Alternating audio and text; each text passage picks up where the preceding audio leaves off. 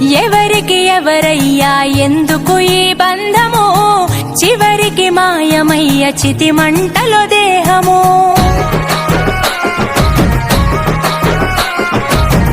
ఎందుకిచ్చావయ్యా ఈ జీవన పయనము, అంతు చిక్కదయ్యా నువ్వు ఆడిన చెద